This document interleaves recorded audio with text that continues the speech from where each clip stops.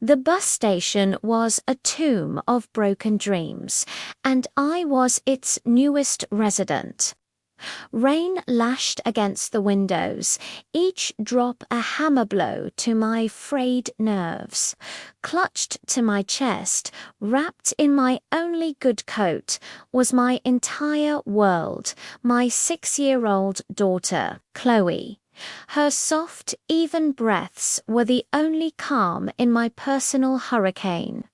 We were running from a ghost. My husband, Daniel, had vanished a year ago, leaving behind a mountain of debt and a single, terrifying note. Asterisk, they're coming. Don't trust anyone. Asterisk, for 12 months, I'd been looking over my shoulder, a waitress and a mother, trying to be invisible. But the men in dark suits had found us again yesterday. So I ran, but I had a one-way ticket to Seattle, a duffel bag of our life, and $183. It was a flimsy shield against the storm I was fleeing. As the clock above the ticket counter ticked toward departure, I dared to hope. We were going to make it. Then my burner phone vibrated, the one only my sister had. Her voice was a panicked whisper. "Lila, they're here. 2 men. They asked about you at the diner. They knew about Chloe." My blood ran cold. "What did you tell them?" "Nothing. But one of them. He had a scar across his neck. He said to tell you that the debt is due." The words were a death sentence. The debt. The one Daniel had warned me about. The one that had taken him. I ended the call, my hands shaking so badly I could barely pry the back off the phone. I tore out the battery and tossed the pieces in separate trash cans. 15 minutes to freedom. I stood on the platform, the cold air biting through my thin sweater. Chloe stirred in my arms, her green eyes fluttering open. "Is it time for the adventure, Mummy?" She mumbled, "Yes, baby," I whispered, my heart breaking. "Our adventure starts now." That's when I saw them. 2 men in long coats, their gazes sweeping the crowd like hawks. My stomach dropped. One of them had the scar. I turned away, trying to shield Chloe, but a heavy hand landed on my shoulder. "Lila," a deep voice said, "Mr. Thorne would like a word." Scarface held out a phone. Not a request, a command. Lila, the voice on the other end, was like polished stone. "You've been quite difficult to find. Leave us alone," I whispered. "That's not possible. You have something that belongs to me. A rather significant sum, taken by your late husband. I don't have your money. Then you will work it off. You and the child will come with my associates." Now, the line went dead. The phone slipped from my fingers. It was over. They took us to a penthouse overlooking the city, a fortress of glass and steel. Lucas Thorne was waiting, younger than I expected, maybe 40, with storm-colored eyes. He didn't shout, he didn't threaten, he simply commanded, "The child is tired. Take her to the room prepared for her." I tried to resist, but his intensity froze me in place. When we were alone, he said plainly, "The $5 million Daniel stole from me. I want it back. I don't have it."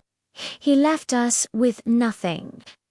Thorne studied me carefully, as though he could see straight through my skin. You truly don't know, do you? He tossed a file onto the table. Photographs spilled out of me of Chloe everywhere we'd been. My blood turned to ice. You've been watching us for a very long time. His finger tapped on a photo of Chloe, her green eyes bright with laughter. She has her father's eyes. My heart stopped. What? Daniel wasn't just an employee who stole from me.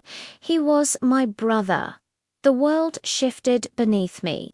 Suddenly, everything made sense. The enemies, the fear, the cryptic warnings. Chloe wasn't just my daughter. She was Lucas Thorne's niece. She's my daughter, I whispered, desperate. She is my blood, he countered. My heir, and I will not have her living like a fugitive. Before I could respond, Chloe cried out from the next room. I ran, Thorne close behind. She was burning with fever. She has asthma, I gasped. When she gets a fever, he was already on the phone, ordering the best doctor in the city. Within hours, the penthouse became a hospital, and Thorne, the man everyone feared, never left her side. When she finally slept, I asked him, why? Why help her? He looked at her with something almost human in his eyes.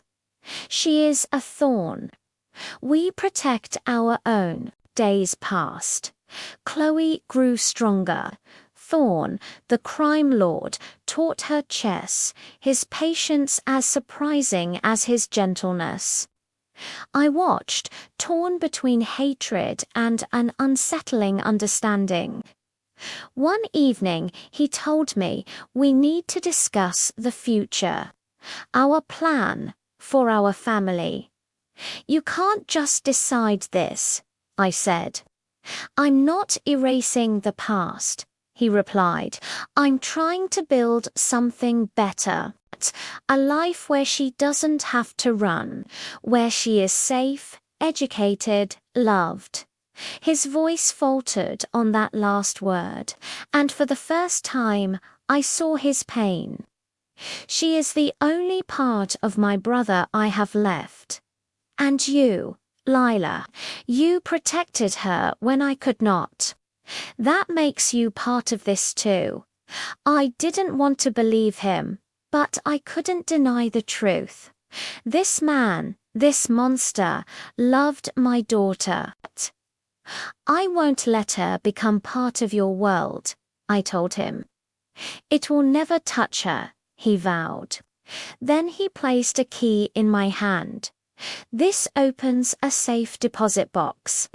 Passports, money, everything you'd need if you decide to run again.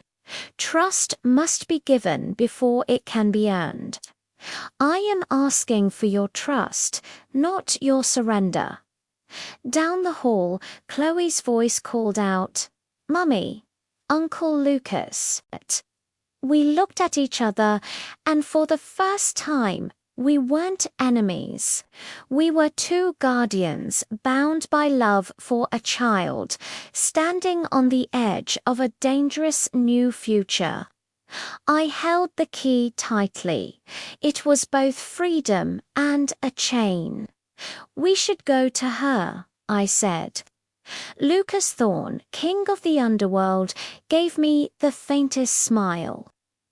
Together, and as we walked back to comfort the little girl who bound us, I knew the running was over.